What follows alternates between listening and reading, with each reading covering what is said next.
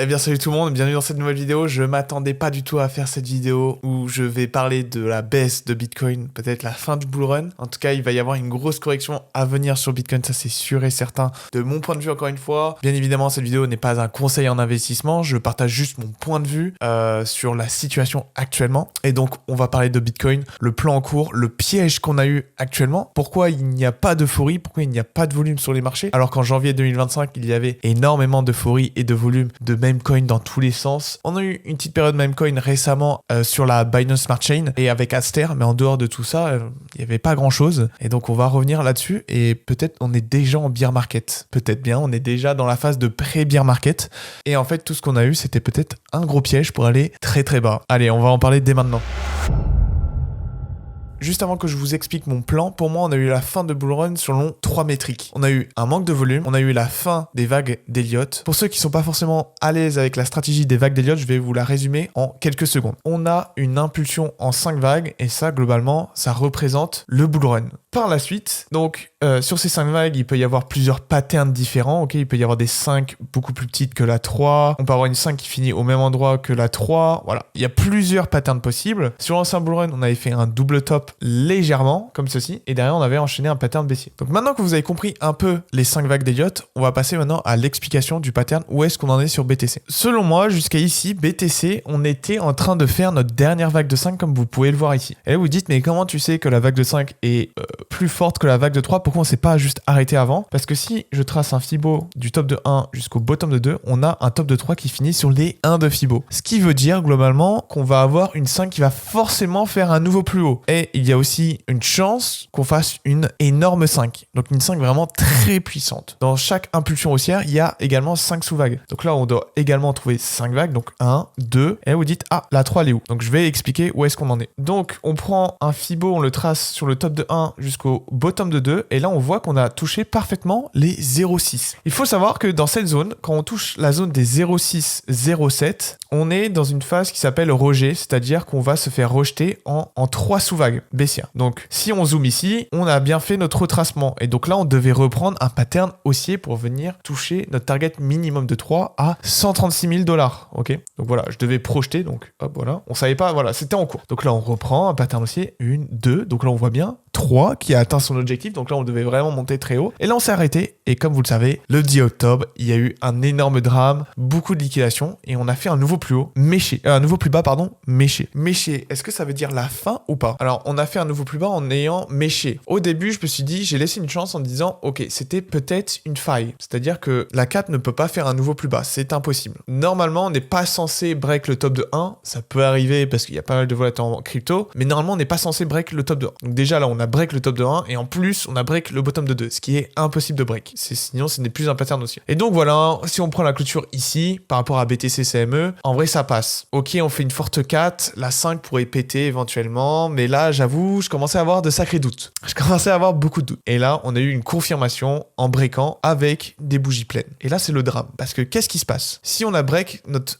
pattern haussier ici, ça veut dire que avant, donc ici, c'est-à-dire à l'échelle supérieure, on a un problème aussi. Peut-être que c'était pas une vague d'impulsion. Si c'est pas une vague d'impulsion, alors c'est quoi? C'est une correction. Ok. Donc une correction, ça peut être aussi une transition pour aller derrière plus bas. Et du coup, je me suis posé la question. Je me suis dit, ici quand même, on s'arrête vraiment bien sur les 0,6. Et là, vous dites, ça correspond à quoi? Donc là, on va rentrer dans la deuxième phase de la vidéo où je vais vous expliquer ce que c'est une phase de correction avec les vagues d'Elliott. Donc après un pattern aussi en 5 vagues, qu'est-ce qu'on a comme vague? Donc on va passer dans une vague de correction, dans une phase de correction, et elle va être en 3 sous-vagues. À l'intérieur, on peut avoir des 5 vagues. Sachez-le, c'est totalement possible d'avoir 5 sous-vagues. Mais globalement, le pattern baissier va se faire en 3 sous-vagues. Ce qui est très particulier, c'est que cette baie peut être toute petite comme très très grande et faire un nouveau plus haut. Oui, ça arrive très souvent d'ailleurs pour piéger un maximum de personnes en longue. Cette baie, normalement, doit être dans les environs des 1.23. Il y a plusieurs façons de repérer une baie. On a une forte baisse de volume à partir de la fin de la 5. Donc ici, on a un volume plutôt constant, voire qui augmente. Et d'un coup, donc ici, ici, c'est l'échelle du volume. Dans cette phase, on va ranger en volume, voire augmenter. Et là, d'un coup, lorsqu'on va faire notre top de 5 et qu'on commence cette phase baissière, on va perdre en volume. On va perdre en volume tranquillement. Et même durant la hausse de la baie, on ne va pas reprendre au volume. On va stagner, voire perdre. Et d'un coup, lorsqu'on enclenche la C, direct, normalement, on est censé avoir une réaction. Et normalement, le volume est censé reprendre jusqu'au bottom de la C, là où le volume peut stagner, voire redescendre légèrement avant de reprendre un pattern haussier. Et donc, si on compare avec la situation actuelle, est-ce qu'on a ça? Comme vous en doutez, en début de vidéo, j'ai dit qu'il y avait l'indicateur du volume qui m'a aidé à trouver ce pattern baissier. Parce que oui, regardez, là, on peut très bien le voir d'ailleurs sur la charte de Bitfinex. Alors, ça va dépendre des échanges, etc. Mais regardez comment le volume a énormément descendu à partir, bon, déjà, à partir de Trump. Ok, à partir de Trump, il y a eu un gros pic de volume. Mais ouais, c'est ça, depuis Trump, en fait, c'est en descente constante. Mais surtout, depuis le top ici, on a vraiment eu une phase qui a commencé. Bah, en fait, à partir de la transition de B, on a vraiment une phase où le volume est vraiment descendu fortement. Vous allez voir sur les différentes charts, par exemple, Binance, ça se voit encore plus. Par exemple, ici, j'ai mis la charte de Binance et on voit que vraiment, à partir du moment où on commence à repump, le volume descend. Ce qui est dingue, quoi. Ce qui est vraiment dingue. Et donc, tout ça me fait dire que on a sûrement fait, en fait, une descente. On a sûrement fait une transition de B. Et donc, on a fait une transition en 3 sous-vagues. On a fait ici une A, B, C. Vu qu'on fait une petite B,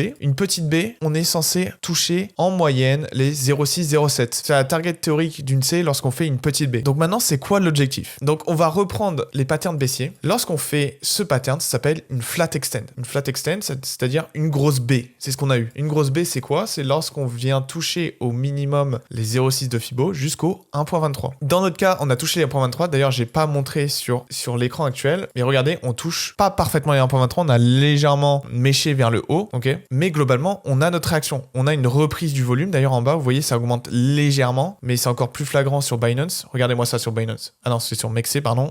En tout cas, sur Mexc, ça représente parfaitement ce que je disais tout à l'heure. Sur Binance, en effet, il y a également, en ce moment, une hausse du volume. Mais ça reste très léger, mais il y a quand même, on voit quand même une augmentation du volume depuis quelques temps. Donc, ça fonctionne aussi. Donc, je vais supprimer notre ancien pattern haussier parce qu'il n'est plus bon, du coup. On va revoir ce qu'on a fait, du coup. Peut-être dans une prochaine vidéo, n'hésitez pas à le dire en commentaire si vous voulez savoir exactement le pattern haussier qu'on a fait précédemment. Spoiler, j'ai déjà la réponse. Et en vrai, c'était un énorme piège. J'aurais pu le voir. Et d'ailleurs, on me l'avait reproché dans des streams en mode, est-ce que tu es vraiment sûr de cette première vague de une? Et même dans des anciennes vidéos, parce que sachez que ce genre d'analyse, je le faisais toutes les semaines sur la chaîne YouTube. Vous pouvez retrouver plusieurs épisodes sur la chaîne YouTube si vous voulez voir un peu justement ma vision quand on était à 70 000, quand on était à 80 000, quand on était à 100 000. Voilà, ça permet d'avoir un historique sur comment j'analysais la charte BTC à l'époque. Tout est disponible, vous le savez très clairement. Ma vision depuis le tout début. Moi, je croyais à ce rebond et je pensais vraiment que cette dernière vague de 5 était bonne. Mais en fait, non. Et dans mon échec, j'ai eu un peu de chance parce que du coup, on a fait une grosse impulsion de B qui m'a permis de prendre des profits comme si on était sur l'ATH de 2025. Donc oui, j'ai pas réussi à vendre à 122 000, 126 000, mais j'ai quand même réussi à vendre à 110 000, ce qui est vraiment bien vu que j'ai réussi à accumuler vers les 20K. Mais on n'est pas là pour parler de ça. Peut-être je ferai une vidéo débrief de ce bull run. Pour l'instant, nous, ce qui nous intéresse dans cette vidéo, c'est de savoir jusqu'à où on peut descendre. Donc maintenant, je vais vous expliquer les targets du coup de cette extend en flat. De toute façon, j'ai fait une vidéo là-dessus d'ailleurs, donc n'hésitez pas à aller la voir. En moyenne, les flat extend tombent dans cette zone de 1.6, 2.6. Ça, c'est la zone théorique d'une C, parce qu'elles sont assez violentes. Même, c'est possible de faire Fibomax, mais on va pas privilégier des grosses targets, on va prendre des targets moyennes. Et donc, on est censé atterrir dans les 1.6 ou les 2.6. Donc maintenant, on va faire la même chose ici. Donc maintenant qu'on sait qu'on est en ABC, en flat extend, on va prendre notre ancien top, le bottom et le nouveau top. Alors, est-ce que le top est là ou là? Pour moi, vu que j'avais analysé à l'intérieur, pour moi, 100% on est sur le top. Parce que des fois, le top peut être juste avant, sachez-le. C'est très important d'être précis. Et maintenant, qu'est-ce qu'on a fait ici? Bah ici, les gars, on a vraiment fait exactement la même chose. On a fait une flat pour moi. On a fait un léger plus haut, mais c'est pour aller plus bas derrière. On a refait une flat. Et lorsqu'on met ces deux Fibo, donc ici, on recommence un nouveau niveau, un sous-niveau, en fait, une sous-vague, tout simplement. En fait, c'est la sous-vague de ce gros mouvement baissier que vous voyez juste ici. Et vous voyez que je prends pas le top, le B, je le mets pas, la B, je la mets pas là, mais ici, parce que c'est la fin de la C. Ok. Et bah que vous voyez que on a deux Fibo qui finissent très très bien ici, sur les 1.23 à 80 000 $ environ, ok. Juste ici. Pourquoi pas avant? Pourquoi pas les 1.6 ici? Parce que là, c'est les 0,7 de Fibo. Une B, une C, quand on fait une flat, doit au minimum toucher les 1 de Fibo. C'est vrai que j'ai pas précisé, mais la C doit au minimum toucher les 1. Sinon, ça ne valide pas cette flat. On est dans un autre pattern, sûrement haussier, mais ça ne valide pas ce pattern. Ça ne valide pas cette stratégie. Donc c'est pour ça, quand on regarde les autres targets, et ben on a les 2,6 qui finissent parfaitement ici, à 80 000 $. Donc voilà un peu ma vision sur BTC et pourquoi on a fait notre top en janvier 2025. Oui, c'est pas un top historique en termes de prix, mais en termes d'euphorie et de vague, ça correspond totalement à janvier 2025 et non octobre 2025. En termes de prix, en effet, on a fait un ATH, mais en soi, dans ma stratégie, il aurait fallu que je vende à 110 000 $ et non à 124 000. Bon, ça n'a pas été le cas, mais en tout cas, j'ai quand même respecté ma stratégie parce que je me suis rendu compte de ce setup. Alors là, vous dites, ok, très bien, moi je suis bullish, etc. Moi, je veux pas vous influencer. Moi, je partage juste ma vision, vous en faites ce que vous voulez, mais sachez-le, il y a forcément des paramètres d'invalidation. À quel moment je sais que mon setup sera faux? Si jamais on fait un nouveau plus haut, mon setup ne sera plus valide. Donc si on retourne aux alentours de 117 000, en fait, si on fait un nouveau plus haut à partir d'ici, je crois que mon setup n'est plus valide.